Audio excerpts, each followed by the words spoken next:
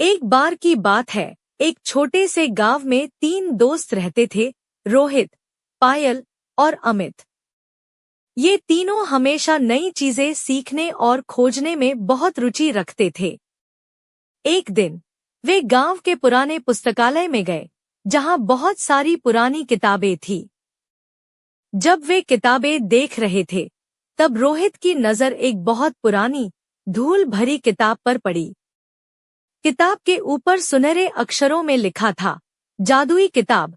उत्सुकता से भरे तीनों दोस्तों ने उस किताब को खोला। जैसे ही उन्होंने पहला पृष्ठ पलटा, किताब चमकने लगी और एक रहस्यमयी आवाज आई, इस किताब के माध्यम से तुम तीनों को एक अनोखा सफर मिलेगा, जहां तुम्हें साहस, समझदारी और दोस्ती की परीक्षा देनी होगी। फिर अचानक वे तीनों एक जादुई जंगल में पहुंच गए। यह जंगल साधारण नहीं था। यहाँ पेड़ बातें करते थे, नदियां गाने गाती थी और फूल हंसते थे। लेकिन इस जंगल में एक समस्या थी। जंगल के सभी जीव उदास थे, क्योंकि एक दुष्ट जादूगर ने उनकी खुशी छीन ली थी और उसे एक रहस्यमय पहेली में छिपा दिया था। रोहित, पायल और अमित ने तय किया कि वे इस पहेली को हल करेंगे और जंगल की खुशी वापस लाएंगे।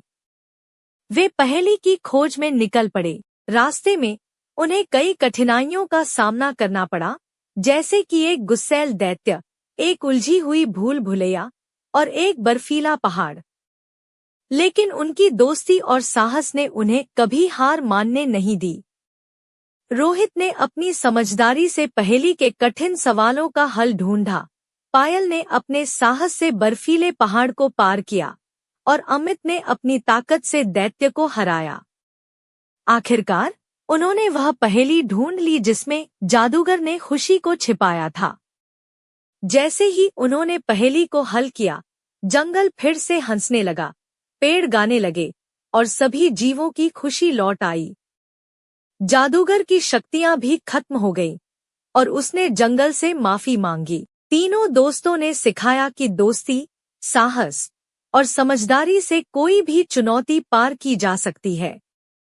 जब वे वापस अपने गांव लौटे, तो उनकी जादुई किताब उनके पास एक नई याद के साथ थी और कई और रोमांचक यात्राओं के वादे के साथ।